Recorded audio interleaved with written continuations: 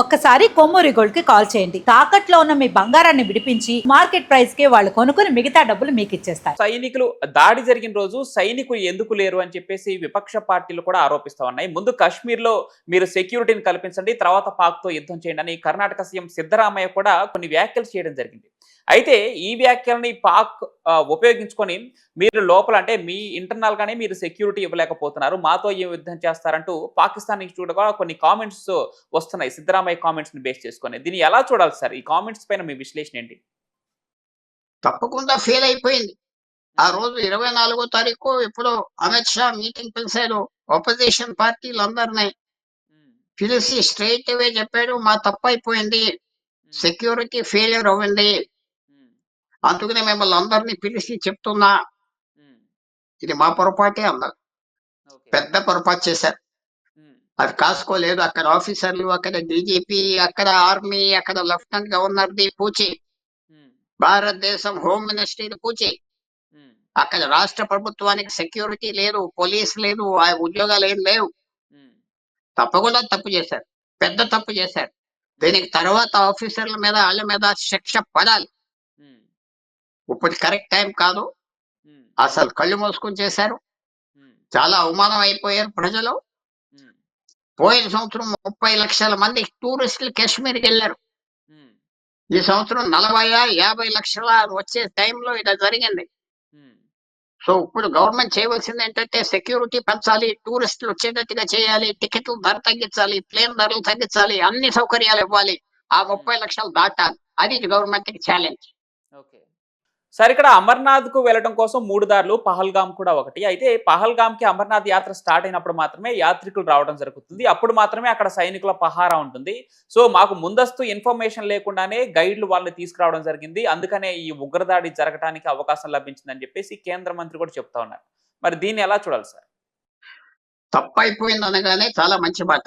తప్పు ఇంతకు అవ్వింది, అంతకు అవ్వింది మాకు చెప్పలేదంటే నువ్వింత తిని మేసి కోట్లు రోజుకి 5,000 కోట్లు మనం కాశ్మీర్ లో 10,000 కోట్లు ఖర్చు పెడతాం. నువ్వు తిని అకౌంట్లు లేకుండా ఖర్చు పెట్టి డబ్బు పోలీస్ ఆఫీసర్లు, మిలిటరీ ఆఫీసర్లు, ఇంటెలిజెన్స్ కి ఇస్తే నీకు చెప్పాలా వాళ్ళు ఎంత సీరియస్ ఫెయిలియర్ అంటే అంత సీరియస్ ఫెయిలియర్. పొరపాటు అయిపోయింది, ఇది మళ్ళీ జరగదు, మాది పొరపాటు అంటే అయిపోయేది. వాళ్ళు చెప్పలేదండి, అందుకని వచ్చామంటే మనం ఎలాంటి వాళ్ళ మీద ఆధారపడి ఉన్నాం, ఎలాంటి ఆఫీసర్ల మీద మన దేశం ఆధారపడి ఉన్నది. వాళ్ళ సౌకర్యాలు, వాళ్ళ జీతాలు, వాళ్ళ బంగ్లాలు, వాళ్ళ లంచాలు తప్ప ఏమన్నా చూస్తున్నారా నాకు అనుమానం వస్తుంది. అలాంటి వాళ్ళ మీద మీరు బెట్ చేస్తున్నారు. ఒక గుర్రం పందెంలో బెస్ట్ గుర్రం మీద పందెం పెడతారు, ఆ గుర్రం పుట్టుతుంది, ఆ గుర్రం పోయింది అని మనకు తెలియదు కదా. అందువల్ల అలాంటి గుర్రాన్ని మనం దింపాం.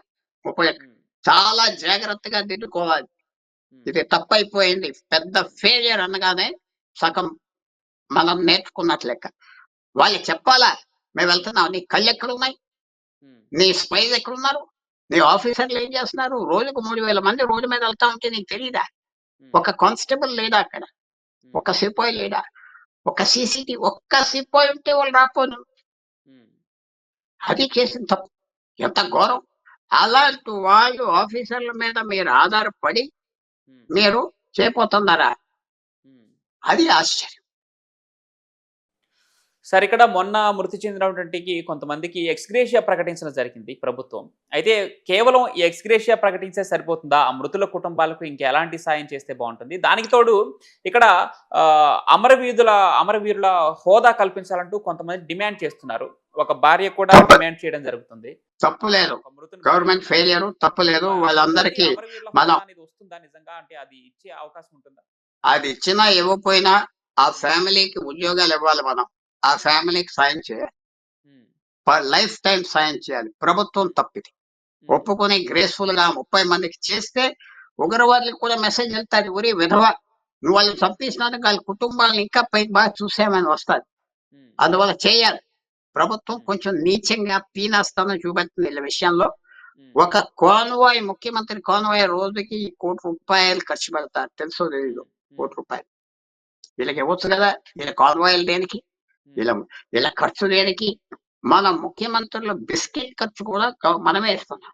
మన అందరు ముఖ్యమంత్రులు ఒకదని కాదు, టూత్ పేస్ట్ కూడా మనమే ఇస్తాం. ఏం కొనుక్కోరు, డబ్బు చూడరు. ఉమ్, 5 సంవత్సరాలు వీళ్ళకి ఇవ్వాలి. ఇలా చాలా పీనాస్తనంగా 20 లక్షలు వాళ్ళకి వెంటనే ఉద్యోగాలు ఇచ్చేయాలి. ఉమ్, వాళ్ళ పిల్లలకి ఎవరో ఉద్యోగం ఇస్తున్నారు ఫ్యామిలీలో, రైల్వేస్ లో, సైన్యంలో, ఎక్కడ కావాల్సి వచ్చే అనౌన్స్ చేయకుండా ఈ ఉమ్, బేరాలు పెట్టున్నారంటే చాలా తప్పది, ఉమ్. చాలా తప్పు. సార్ ఫైనల్ గా మీ దగ్గర నుంచి ఒక విశ్లేషణ ఇవ్వండి. యుద్ధం వస్తే భారత్ విజయం సాధించడం పక్కా అని తెలిసినా కూడా భారత్ కూడా చాలా నష్టాలు ఉన్నాయని తెలుస్తుంది. మళ్ళీ తిరిగి శాంతిని పెంపొందించడం అంత సులభమైన పనేం కాదు అని చెప్పి చాలా మంది విశ్లేషకులు చెప్తున్నారు. దీనిపైన మీ విశ్లేషణ ఏంటి సార్ ఫైనల్ గా? ఒకటి, విజయం 100% అని నేను అన్నాం. ఎందుకంటే యుద్ధం ఎవరు ఎలా వెళ్తాదో చెప్పలేం. ఒక 50% విజయం వస్తుందా, 30% వస్తుందా చెప్పలేం.